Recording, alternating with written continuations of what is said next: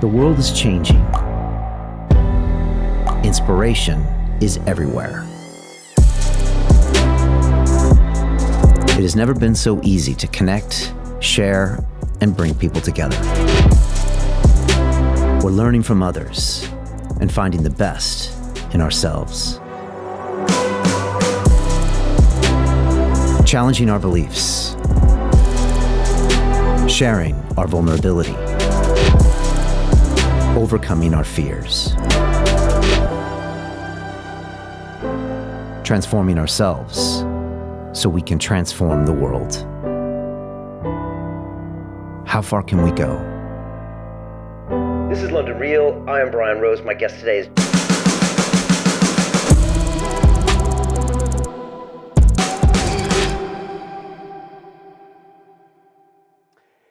This is London Real. I am Brian Rose. My guest today is James O'Keefe, the journalist, whistleblower, and entrepreneur.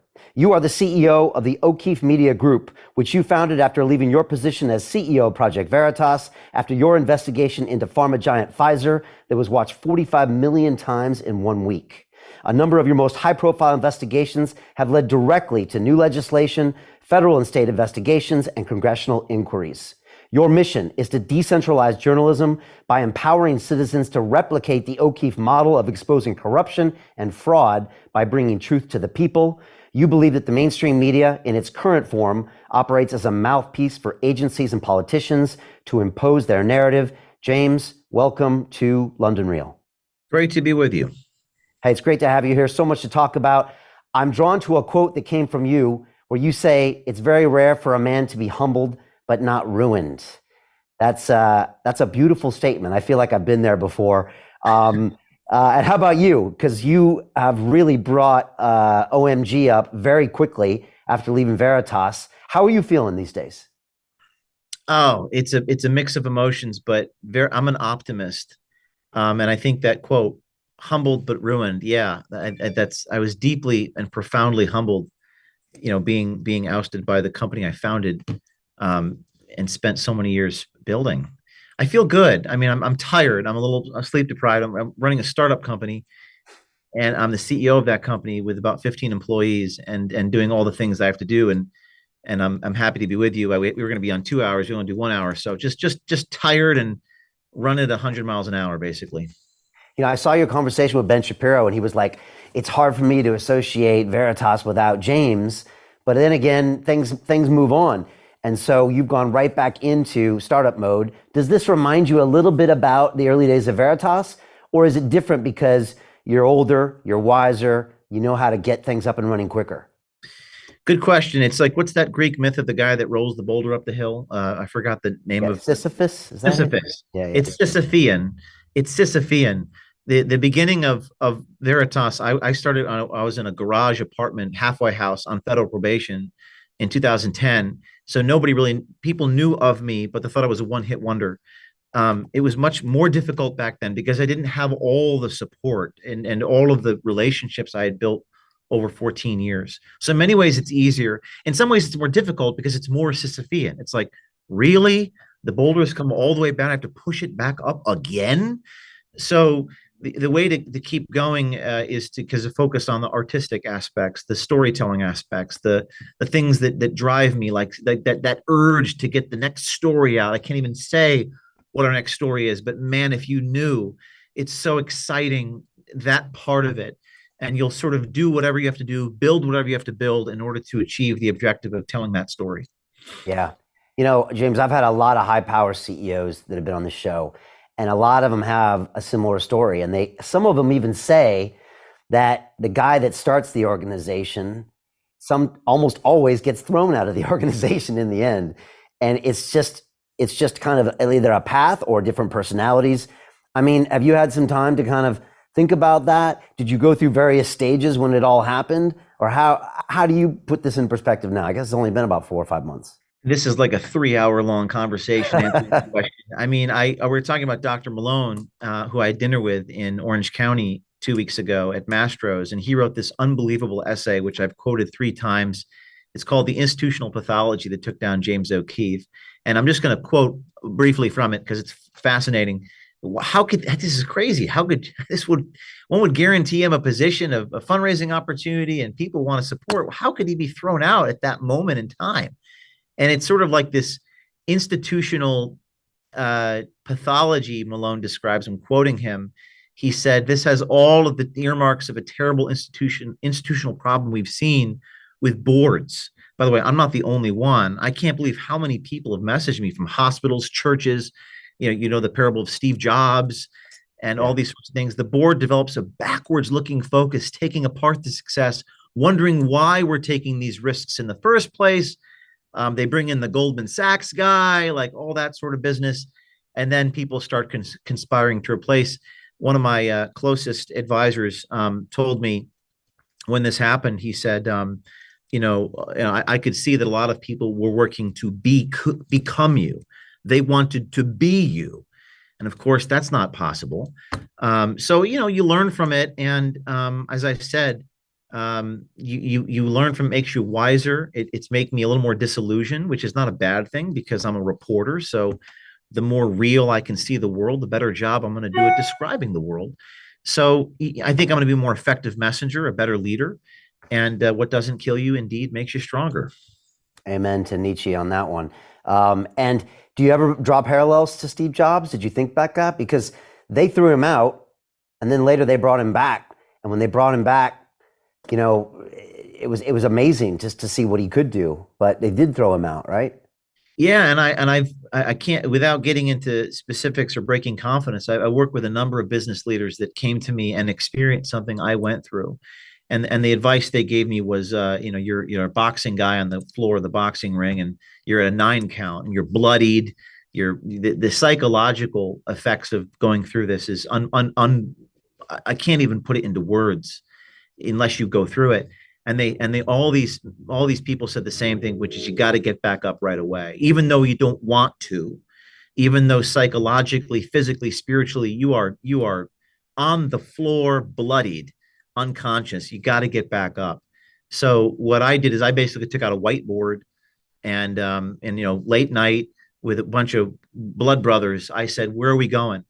And the epiphany that we came to was the sort of decentralizing of journalism, which is that now we have all these thousands of people that are messaging me every day, like, oh, I want to do what you do.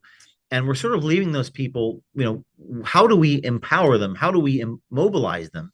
And we came up with this idea of putting it back on them. We can talk about this with OMG's mission. So it was tough because I was on the floor of the boxing ring, bloodied, hurt, but eventually reached a point of forgiveness and what's next, like forward looking.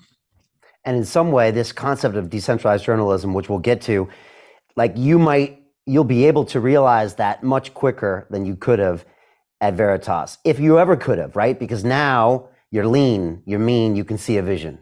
Yeah. And to your point about Steve Jobs, who once famously said that, I entered one of the most creative moments of my life. I was no longer encumbered by those weights that you're carrying on your back. So you felt pain, but you also felt kind of like you're a man walking on the moon. When you go through this, the first thing you feel, other than excruciating pain, is a lightness. I don't have to make payroll this month. Like it's just like this wild, the amount of responsibility, all those lawsuits, those are no longer my problems. I feel horrible that those problems exist and they're probably not going to be served. But that's the first thing you feel. And then you feel this sort of lightness on your feet, this agility. And then you're able to direct yourself to whatever your purpose is. And some of the lessons you learned are no boards going forward and you're going to own it.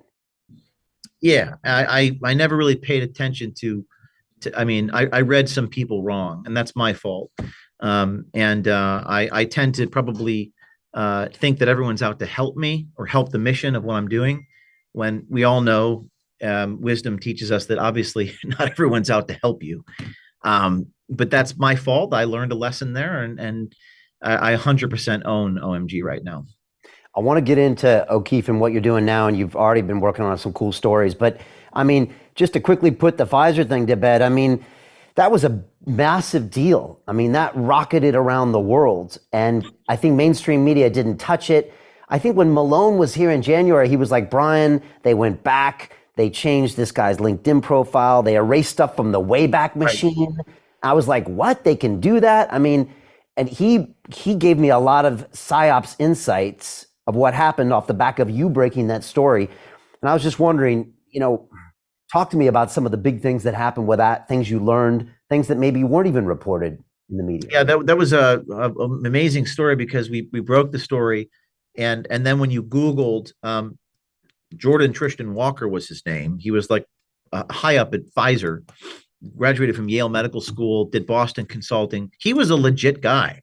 But the first thing that happened when I've been doing this for 15 years, what always happens is you break the story and the media is like, well, we cannot confirm. We cannot figure this out. It's like, well, isn't your job to like do the investigative journalism thingy and corroborate this? Like, you want me to corroborate everything? Okay, I will. But they're doing the inverse of that. And they're actually saying there's no evidence to suggest he works at Pfizer. Journalists were actually suggesting there's no evidence because they were not looking for the evidence. They were behaving like ostrich, putting their head in the sand. So we just put it out knowing that he works for Pfizer because we have people on the inside.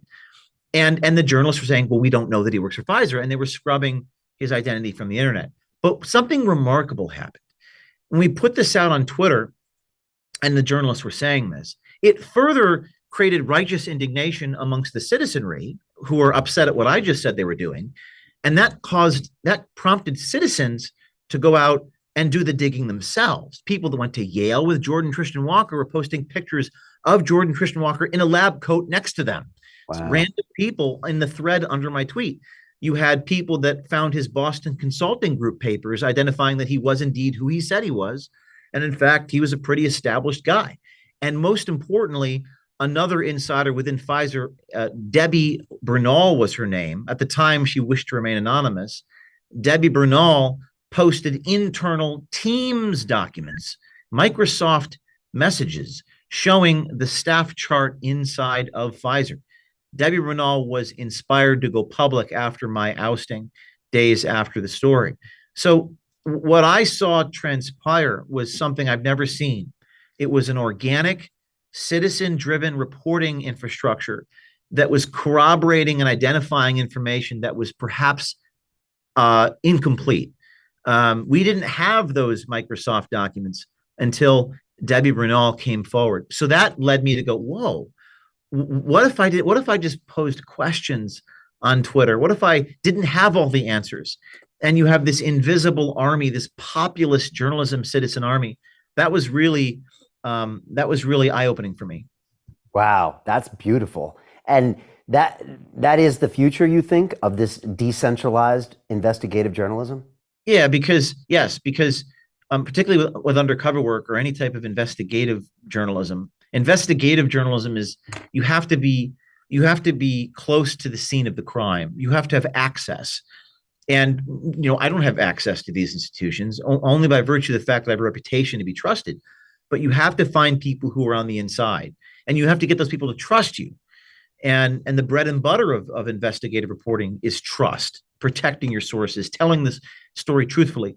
So the future is no institutions with boards like Vanguard and BlackRock and this and that.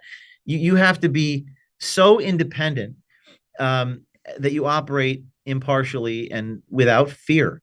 So when I saw that happen, when I saw people in the tweet threads, here's me next to Jordan at Yale, I thought, I never could have gotten that unless it was a decentralized effort. So and there's no one else really truthfully doing this. I mean, people are doing commentary. People are reading teleprompters. People are recycling stuff, but there's not really anyone doing this sort of work out there.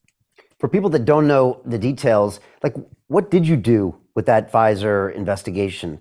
And again, this kind of has your signature all over it. I mean, it's a bold, strong move, right? That takes, some, what do you call it? Testicular fortitude, right?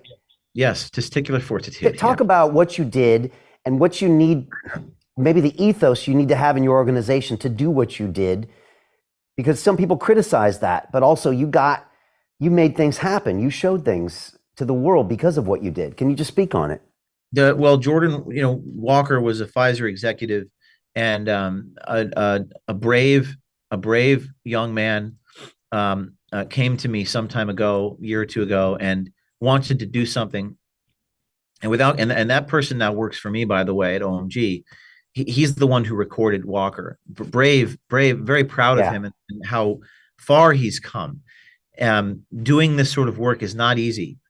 It takes a lot of different skill sets. So think of like a Venn diagram, overlapping skill sets. You have to understand the law.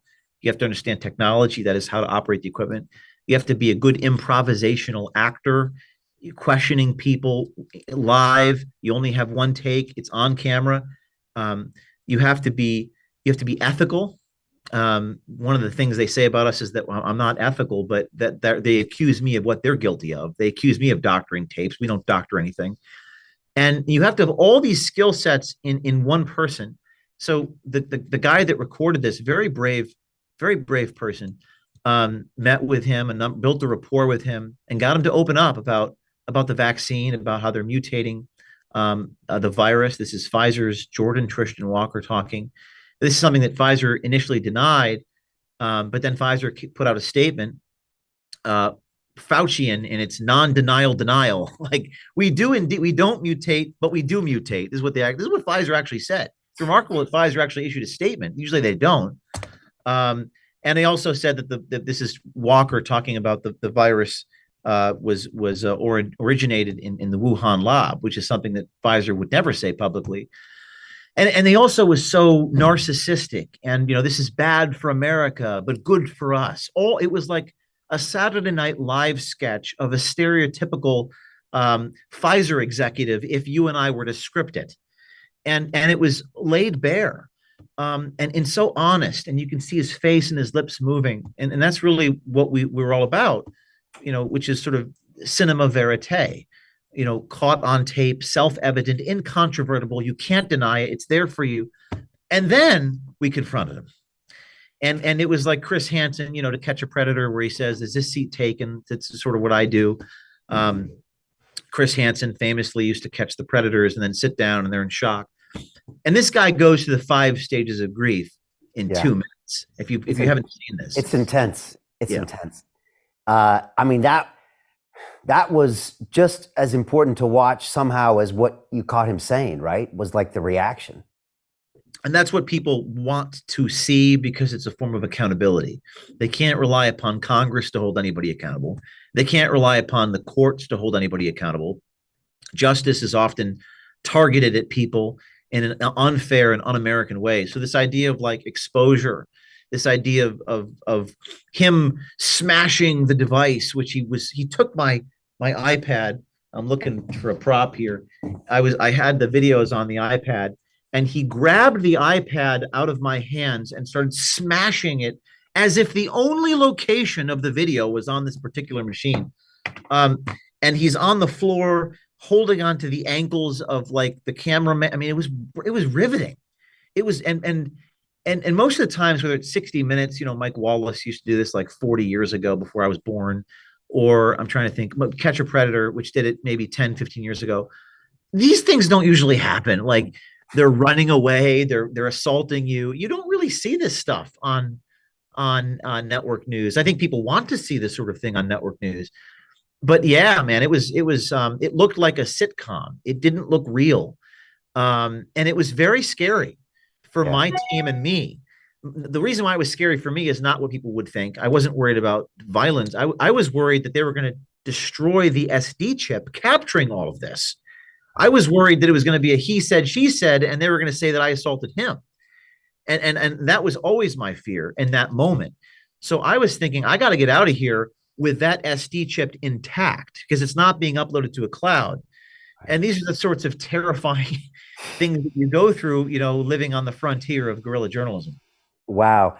You mentioned like Mike Wallace in 60 Minutes, but they could never do that or would never do that. I mean, and you talk about this, like no one does investigative journalism anymore. And like when people saw you confront him in that bar, restaurant, whatever it was, it's like I was thinking to myself, I've never seen anything like this.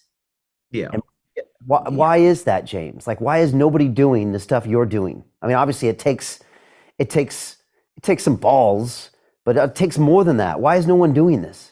It's a great and profound question, and I don't want to sound self-aggrandizing, but like and analyzing my team, it's you have to be ethical, you have to be indefatigable, you have to be resilient, you have to be resourceful, you have to be industrious, you have to be creative. I mean, if I put all those qualities into a machine of 300 million people, what would be the output? Yeah. Now, can you teach hunger? Probably not. So you have to come to the table with the indefatigability that you cannot fatigue. And you're also on the frontier. In other words, you're operating without a safety net. When you're in the restaurant in Brooklyn, New York, and you got a guy assaulting your cameraman, there's no one there to save you. And you're going after the most powerful people in the world. In the world. These are not shrinking violets. So why would you do this if it's not for the right reason? If it's for the wrong reason, you're going to fail. If it's to be famous or something, good luck to you. You have to be a masochist. So you have to be motivated by a desire to go for the jugular, but not be bloodthirsty. Like you have to. So you got to find the right people. That's the first thing. And I mean, but I go back to that moment, and many other moments like it in my life, where it's felt like I've been operating kind of without a safety net. I'm a spacewalking astronaut untethered without an umbilical cord, not knowing if I'm going to land on my feet. So I'm like, are they going to? The NYPD is on its way, by the way. Sirens are blaring. We know how that goes. New Orleans 2010, I'm arrested, falsely accused. My evidence was destroyed. And the media just parrots whatever the government tells them. And it's terrifying to operate like that. But sometimes you have to take the leap of faith and you got to go do it. And you might fail, you might be jailed, you might be defamed, but you do it because it's the right thing to do. And you try to find people who also operate that way. The problem being is if you got public recognition, people latch on to me because they too want to be famous. Well, good luck with that. It's not why you should sign up, but people do that. They want to be involved because they want all the fruits of whatever you be influencer or get clicks, but that's not why you do it. You do it because it's the right thing to do. Wow, that's intense, really intense. And I don't think people realize the downside of a situation like that. I mean, you've had problems before where you got put on probation for going into that federal building, and all these little details of the law then come bite you. And like you said, the police show up, you don't know what's going to happen. Not only can you not get your story, but this could be flipped completely around to where you're arrested. And even if you're not, if the media gets it one way, it might not even matter what the truth is. It's such an important moment that we got out of that restaurant and we're on a cobblestone street in Dumbo, which is under the Brooklyn Bridge in New York City. And there's nobody. It's like a scene out of American Psycho. It's just empty, dark alleyways. I'm trying to hail a yellow cab, but there's no yellow. To continue watching the rest of the episode for free, visit our website londonreal.tv or click the link in the description below.